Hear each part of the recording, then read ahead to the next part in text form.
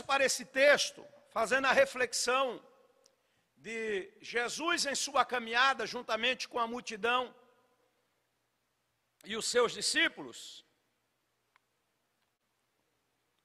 a caminho de Jericó, aparece um nome chamado Bartimeu.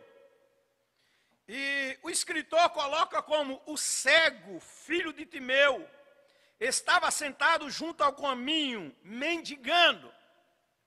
Esse texto é muito conhecido, mas eu quero refletir sobre esta passagem. O Bartimeu, que estava sentado como de costume, a pedir esmola. Interessante que no meio de uma multidão que estava acompanhando Jesus, eu não sei se para um outro cego, ele poderia ver naquela multidão a oportunidade de ver muitas pessoas para ele pedir este auxílio financeiro, essa esmola. Irmãos, nós temos que saber o que é oportunidade na vida. O crente inteligente, um crente que ora, ele tem que saber o que é oportunidade. Ele tem que visualizar o seu mundo de oportunidade. O que é que nós vamos tirar de proveito de tudo isso que está acontecendo? O mundo está falando sobre dano, sobre caos. As pessoas estão falando sobre morte, que é o que nós estamos evidenciando. E de fato não temos como fugir deste perigo tão eminente, do que está ocorrendo e que é tão visível e perigoso. Mas o caso de Bartimeu, ele vê uma multidão e ele era cego e pedinte. Ele encontra uma multidão, dentro daquela multidão havia um homem. E ele perguntou para a multidão: quem é? É Jesus, o filho de Davi. Ha! Eita! Eu vou ter muitas oportunidades na vida. E eu tenho que entender em que direção eu tenho que olhar.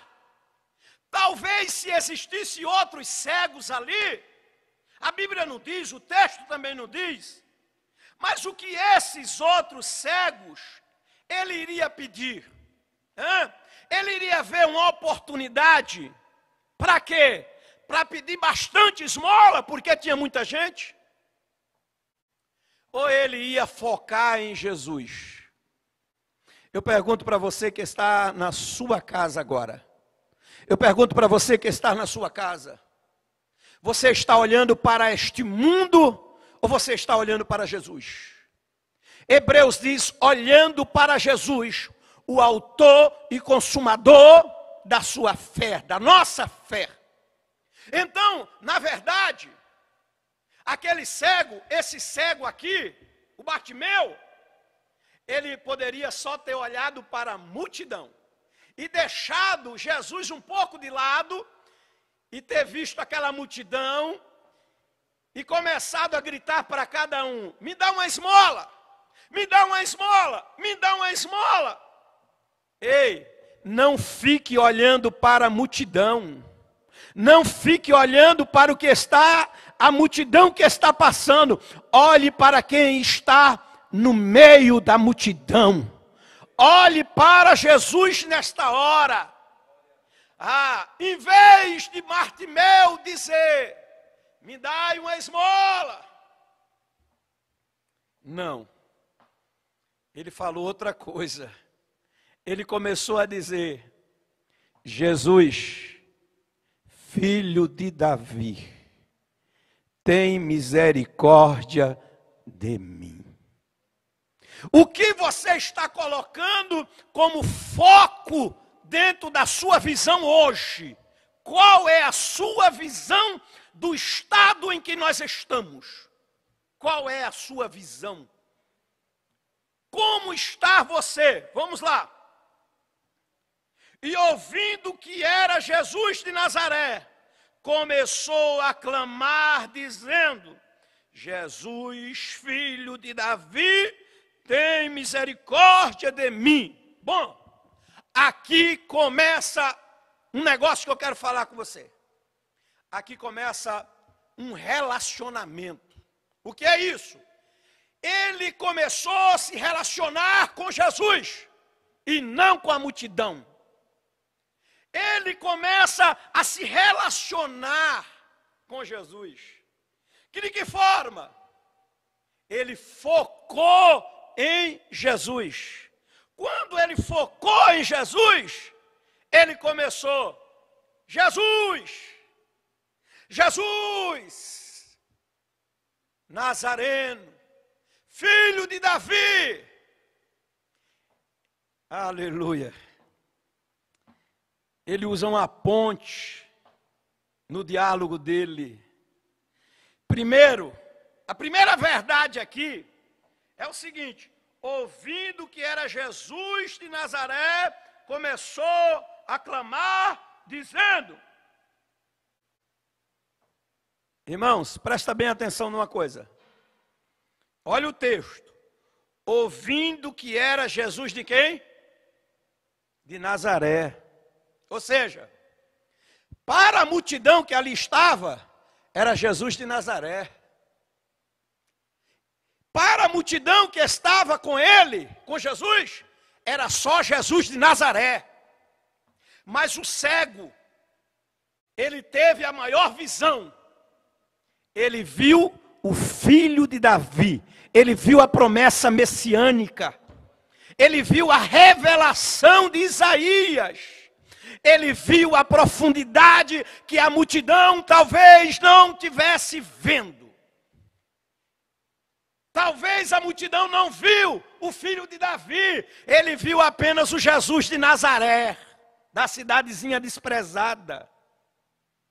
Da cidadezinha que alguém disse assim: pode vir alguma coisa boa de Nazaré?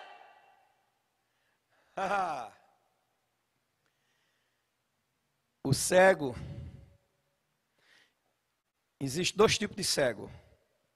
O cego que nasce cego e o cego por opção. Que não quer ver, não quer ter revelação, não quer ter profundidade com Deus, não quer se relacionar intimamente com Jesus. Ninguém falou para ele do filho de Davi. O texto diz que era Jesus de Nazaré. Ele poderia ter clamado: Jesus de Nazaré. Não, não. Ele disse: Jesus, filho de Davi, tem misericórdia de mim. O objetivo era outro. A percepção era outra. E quando ele fala isso, quem não entende a chamada, quem não entende a visão, revelação individual, quem não entende esses mistérios, sabe o que é que faz? Faz igual a multidão fazia. Ei, visão de Deus é coisa que é revelada individualmente. E muitos o repreendia para que se calasse. Ou seja, se cala. A visão das coisas de Deus, as visão das coisas de Deus, epa, ela vem por revelações na alma do homem.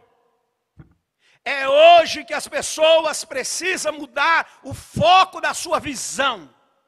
Cala-te. Para de clamar. Ei, para. Ele não vai te ouvir. Ele não vai te atender. Ele não vai te atender. Talvez alguns dissem: você está vendo que ele está ocupado demais. Mas não foi isso que ele viu. Ele viu a oportunidade. Presta atenção. Ele viu a oportunidade de se relacionar melhor. Ele viu a oportunidade de estar mais perto. Ele viu a oportunidade do diálogo. Ele viu a oportunidade de um diálogo mais próximo de Jesus. É tempo, nós temos a oportunidade, aleluia, de estar mais próximo. Estar mais próximo, mais chegadinho a Ele. Aleluia. Quando disseram, cala-te, mais, ei, ele não diminuiu o ritmo. Olha para mim aqui, você que está aí do outro lado, foca em mim. Ele não desacelerou. Ele não sofreu uma crise de continuidade. Não, pelo contrário, ele clamava mais ainda. Ele intensificou a voz. Ele aumentou o clamor. Ele gritou mais forte. Ele gritou mais. Ele não deu sossego à garganta dele. Ei, não dê sossego ao seu joelho. Não dê sossego à sua voz. Não. Se é para gritar dentro da sua casa, eu costumo dizer que tem ocasião na vida da gente, eu digo na igreja em que estou pastor, em Parada de Taipas, que tem hora que a gente tem que dar uma de louco mesmo. Se não consegue orar sentado, ora em pé, ora de joelho, põe a mão na cabeça, vai na parede, faz igual Ezequias, mas faz alguma coisa, reage. Reage, crente. Esboça uma reação de fé. Esboça uma reação de fé. E qual foi a reação de fé dele?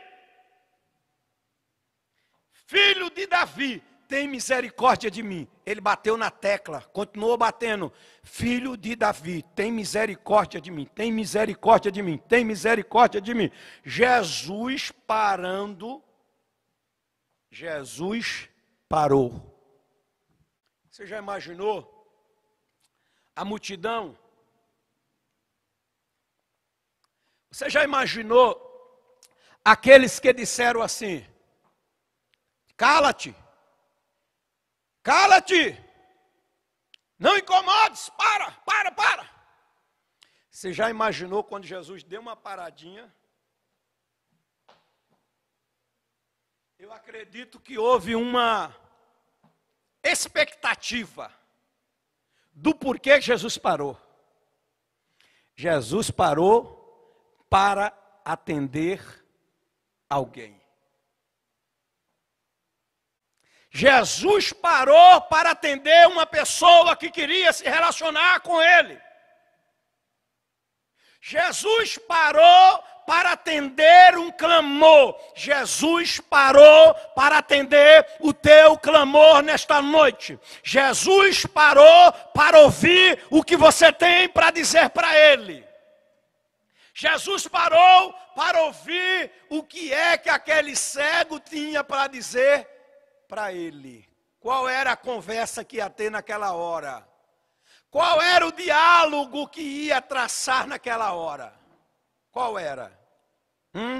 Qual é a conversa que você quer ter com Jesus hoje?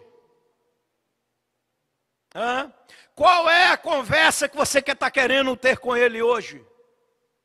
O que é que você quer verbalizar para ele? Deixa só eu fazer uma observação aqui. Irmão, porta de templo fechado não para a igreja. Porta de templo fechada não para a igreja. Porque a igreja, o templo é o ajuntamento da igreja. O templo é o ajuntamento da igreja. Porque quando termina o culto num templo, a igreja continua ativa. O templo é lugar de comunhão uns irmãos com os outros.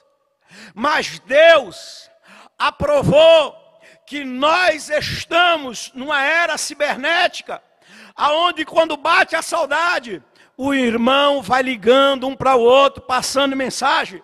Hoje tem os grupos do WhatsApp. E o grupo de WhatsApp de crente não é para falar de derrota, não é para falar de desgraça, não é para fuxicar, não é para falar mal. O culto de WhatsApp de crente é para mandar palavras de bênção sobre a vida do seu irmão. É para falar de coisa boa. Não é para fuxicar, não é para fofocar. Não é para ficar jogando conversinha fora, não. Jesus não parou para ficar jogando conversinha fora, não, meu irmão. Jesus não parou aquela multidão para ficar jogando conversinha fora. Jesus parou porque tinha um homem que tinha uma conversa séria para falar com ele. Havia uma conversa séria para falar com Jesus. Havia algo muito importante. Sabe quando é que Deus para ouvir coisas importantes que nós temos para falar com Ele? A igreja de Deus hoje tem algumas coisinhas importantes para falar com Deus. Não perca o teu tempo jogando conversa fora com ninguém. Não propague a desgraça. Não propague a incredulidade do coração de uma geração perversa. Não leve à frente aquilo que danifica o corpo. Não leve à frente aquilo que danifica o corpo de Cristo. Jesus parando. Eu quero dar asa à minha imaginação. Eu já estou perto de terminar. Mas eu vou concluir a mensagem. Eu quero pensar que quando Jesus parou,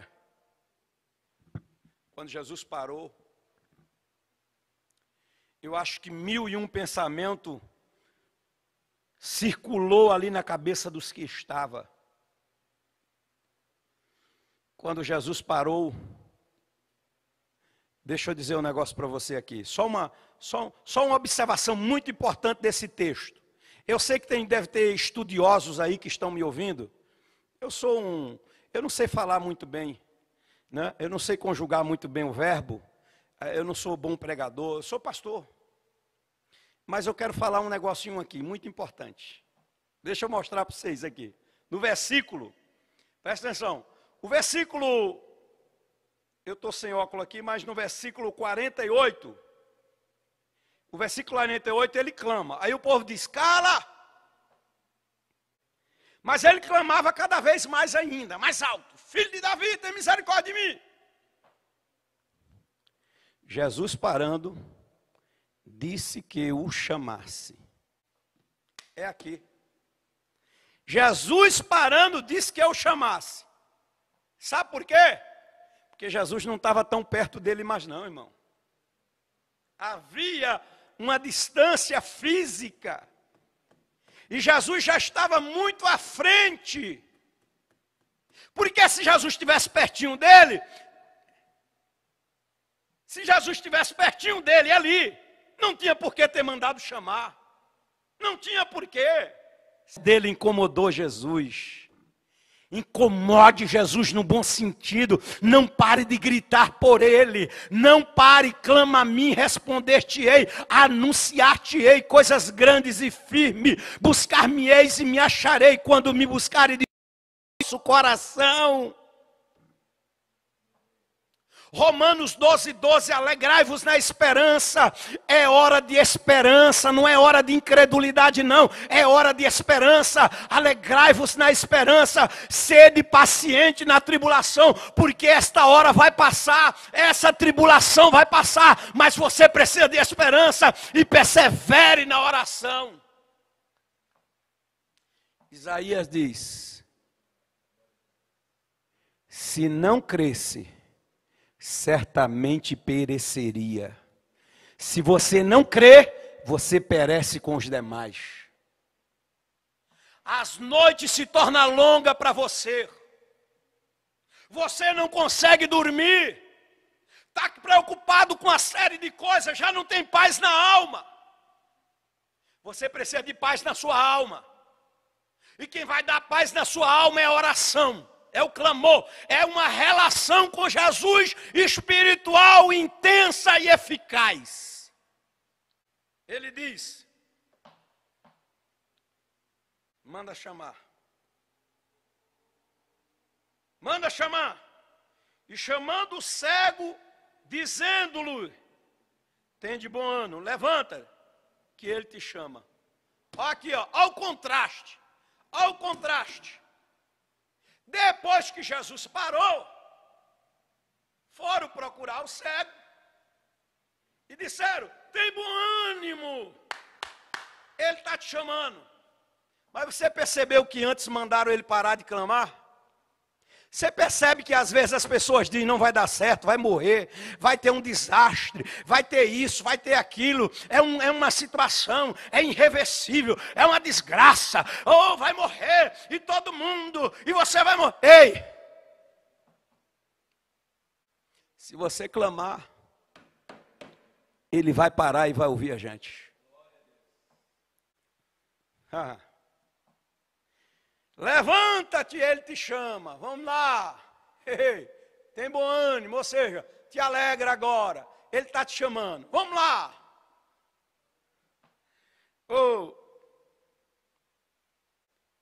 E ele, lançando de si a sua capa, ou seja, tirou a capa. Eu não vou entrar na conversa de pregador que diz que aquela capa era uma autorização para pedir esmola. Isso aí é para pregador. Eu não sou pregador, então não vou falar nada disso, não. Eu não sei onde é que estava escrito isso, então eu sei que ele tirou a capa de si e lançou fora. Se era o que era, sei lá o que é que era. Eu sei que é uma capa, a Bíblia diz que é uma capa. Eu não sei se tinha selo romano, o que é que tinha, não sei. Eu sei que é uma capa. Lançou para si, tirou e disse: vou lá. Era cego. Eu não sei se alguém pegou ele pela mão para conduzir até Jesus, provavelmente que sim, por conta da multidão. E levantou-se e foi ter com Jesus. Aqui prova mais uma vez que Jesus já estava um pouquinho distante dele. Foi ter lá onde Jesus estava. E quando ele chega perto de Jesus, aqui é que mostra a relação dele com Jesus. Um relacionamento que começa aqui. Aqui começa uma história espiritual. Aqui começa uma história de paz. Aqui começa uma história de milagre. Ei, a pergunta de Jesus. E Jesus lhe disse. E Jesus falando disse: o que você quer? O que queres que eu te faça? E outras perguntas. Por que é que você me chamou? O que é que você quer de mim? O que é que foi? Bom, seria muito óbvio para algumas pessoas e para alguns ignorantes espiritual,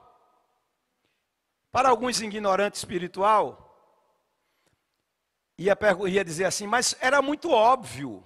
Não. Epa, não. Eu já vi gente doente não querendo ser curado. Eu já vi gente que estava doente e não queria ser curado. Por quê? Porque tinha medo de perder o benefício. Eu já fiz campanha na casa de pessoa que no último dia da campanha Deus falou comigo e disse: pergunta para ela se realmente ela quer ser curada. E quando eu perguntei para aquela pessoa se ela realmente queria ser curada, ela disse: eu estou em dúvida. Mas por que estou em dúvida? Porque eu tenho medo de ser curado e quando voltar à perícia, eles me liberarem e eu perder o benefício. Então não era óbvio. Jesus pergunta: o que você quer que eu te faça? A escolha é nossa. Nós escolhemos. Nós temos a opção. O cego tinha a opção da multidão para escolher pedir esmola para muita gente. Mas ele focou em Jesus. E Jesus chega para ele: o que é que você quer?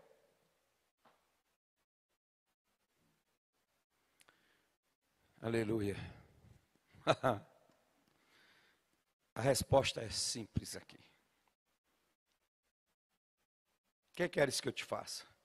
E o cego lhes disse. Mais uma coisa o cego traz.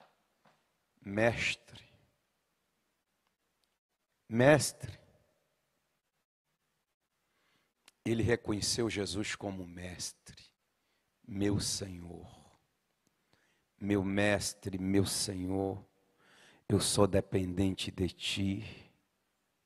Eu sei que tu podes.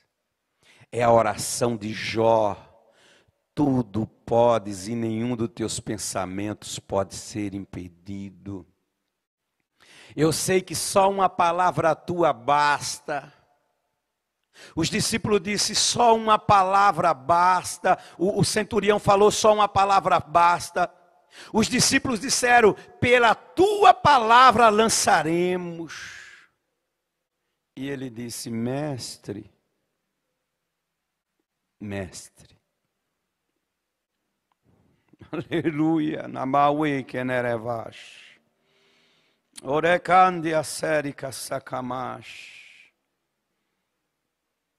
Ele está perguntando para nós, para a humanidade, o que é que vocês querem?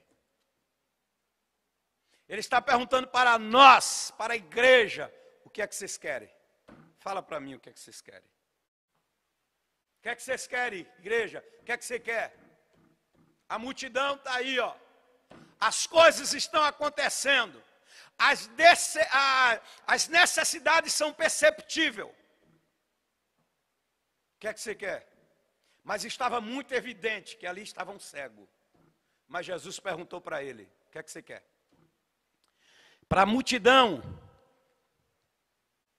que está hoje, Jesus está perguntando para a igreja, o que é que você quer? Ei, crente, você está clamando por mim, o que é que você quer lá na sua casa? O que é que você está querendo de Deus hoje? Nós temos a escolha. Jesus nos deu a opção de escolher. Isso aqui foi isso. Poderia ser muito óbvio naquela hora, Jesus chegar, fez igual aquele outro, cuspiu no chão, fez lodo, untou nos olhos, vai te lavar. Pronto. Não. Jesus nos dá a opção. Hoje, o que é que você está querendo? Será que você está esquecendo da sua casa, do seu carro, das suas vaidades hoje? O que é que você está aí na sua mente? Jesus disse assim, o que é que você está querendo?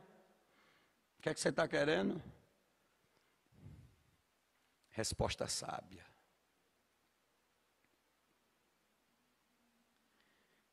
Que eu tenha vista. Que eu veja.